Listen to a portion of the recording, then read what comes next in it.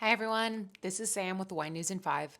Before I get to the news, a huge congratulations to the world's newest MW, Tian Janice Wong. Wong is an associate professor of consumer psychology in the Department of Food Science at the University of Copenhagen.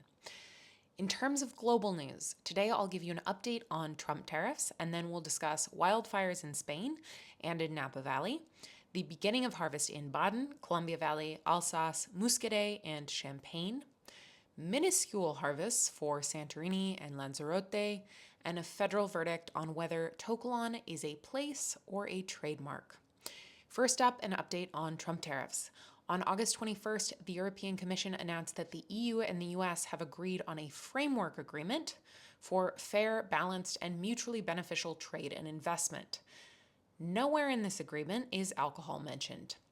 Requests from the wine and spirits industries in the US and the EU have been ignored. EU wine, beer, and spirits will remain subject to a 15% tariff. The tariffs are not only hurting US importers of European wine, but also US producers as prices rise on corks, barrels, glass, and winery equipment. Wine drinkers can expect to see increased prices on US wines shortly. On August 12th, the New York Times published an article showing that the month of July saw faster price increases than any of the previous 5 months, illustrating that all US businesses, not just wineries, are having to raise prices to offset the cost of the tariffs. Next, wildfires in Spain, Portugal, and Napa Valley. Euronews has reported that Spain is experiencing its worst wildfire season since 1994, with over 382,000 hectares, 944,000 acres burned. 5 of the most destructive fires have occurred in the last 15 days, and fires continue to burn in Galicia, Asturias, Castilla y León, and Extremadura. El País reported that in Galicia, the DOs of Monterrey and Valdeorras have lost vineyards to the fire. Harvest, which was due to arrive in the next week, is uncertain. The fires have also damaged vineyards in neighboring Bierzo, though I haven't found any data on the extent of the damage. If anyone has details, please email news@jancesrobinson.com. Fires are also raging in Portugal's Douro. Vineyards of the producers Golpe Wines and Titan Wines have been destroyed. Winemaker Luis Leocadillo of Titan Wines told Wine Searcher that 2 of his 6 plots of centenarian vines, which produced his most valuable wines, have burned. Yesterday, I received an update at 4 p.m. PST from Napa's automatic emergency communication system, Nixle, informing me that a fire had broken out in Calistoga and covered 30 acres, 12 hectares. When I checked Napa Valley Register 3 hours later, the fire had spread to 1,000 acres, 405 hectares. As of this morning, the fire has consumed 2,133 acres, 863 hectares. CAL FIRE shows that Isley Vineyard, still labeled as Arajo Estates on the map, Kelly Fleming Wines, Kennefic Ranch, Venge Vineyards, and Pfeiffer Pavitt family vineyards are under evacuation orders. Frediani Vineyards and Poggi Vineyards are not pictured on the map, but are also in the evacuation zone. On to the beginning of harvest in Baden, Columbia Valley, Alsace, Muscadet, and Champagne. On August 18th, Wines of Germany announced that harvest had begun in Germany, starting in Baden. Quality is expected to be very good. On August 19th, Washington State began harvest in the Lake Chelan AVA in northern Washington, reported by Northwest Wine Report.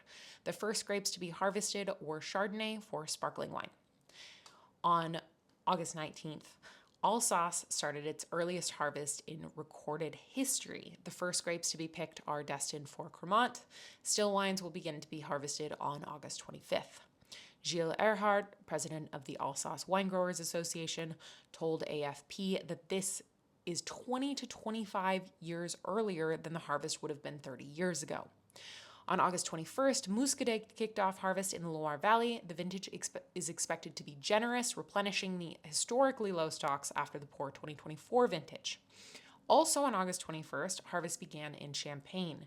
The Comité Champagne told the drinks business that grapes have ripened incredibly quickly and quality looks to be very good. It is expected that yields will be determined by the cap set by the Comité at 9,000 kilograms per hectare, equating to approximately 255 million bottles, rather than by the natural yield, which looks to be at 10,000 to 11,000 kilograms per hectare.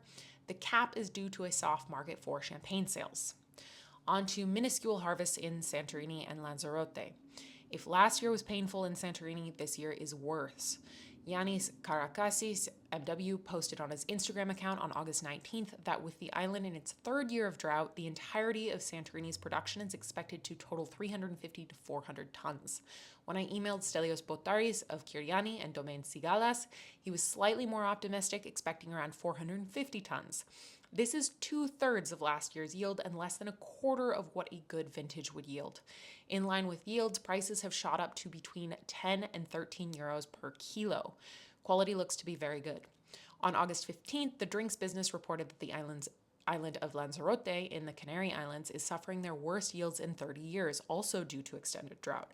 Harvest began in mid-July, and the island is expected to yield around 600 tons, less than half of last year's yield and a bit over a quarter of the historic average. Finally, a federal verdict on if To Kalon is a place or a trademark. If you are a fan of Napa Valley's wines, you probably heard of To Kalon. If you're a super fan, you likely know that there's been a running argument for at least the last decade over whether or not To Kalon is a place or a trademark. In brief, To Kalon was once a very large vineyard established by a man named Hamilton Walker Crabb and named in 1886. That historic site was sold off in parcels. In 1987, Robert Mondavi, who owned the largest parcel of that historic vineyard, dug up the name and trademarked it. When the Robert Mondavi brand sold to Constellation Brands in 2004, Constellation got that trademark. So both the historical vineyard, which includes land owned by Opus One, McDonald, Detert, Baxdorfer, and Wilsey Traina family, the Napa Valley grape growers, and the University of California at Davis, in addition to Constellation, and then also the trademark, exist. But generally speaking, the name has been tied to the vineyard area closely enough that most wine collectors would tell you that To Kalon is a vineyard. In 2017, Graham McDonald, whose family owns a piece of the historic vineyard, put forth records and maps in order to have a nearby creek officially recognized by the U.S. Board of Geographic Names, the BGN, as To Kalon Creek. Constellation, who originally supported the creek's naming, filed a petition earlier this year to remove the name of To Kalon Creek because it could interfere with their trademark. In the petition, they say, To Kalon as a defined geographic place doesn't exist and never has. Constellation's right to use To Kalon is not constrained by history or geography. It may call any wine To Kalon, regardless of whether it is sourced either wholly or in part from Mondavi's Oakville lands. McDonald defended the historical existence of To Kalon to the BGN during a hearing in Washington, D.C. on July 10th. On August 14th, the BGN ruled that To Kalon was a trademark, not a place, and changed the creek name to Doak Creek. Graham McDonald was quoted in Wine Spectator saying, "What's at stake is not just the legacy of To Kalon, but the concept of place in American wine." And he's correct, because prior to this ruling, To Kalon was about as close to a U.S. Grand Cru as you could get. However, if To Kalon is a trademark, it can't be a Grand Cru. Andy Baxdorfer, who won a legal battle in 2002 that entitled his clients to use Baxdorfer To Kalon on bottles made from fruit purchased from his section of the vineyard, told Wine Spectator that the ruling was a shocking reversal of a sound decision based on solid historical research. To Kalon is a place. It has been for 139 years. Knowing that Constellation does not consider To Kalon a place, it's hard to see why anyone would buy any of their wines labeled To Kalon, which include Robert Mondavi, Schrader, and To Kalon Vineyard Company.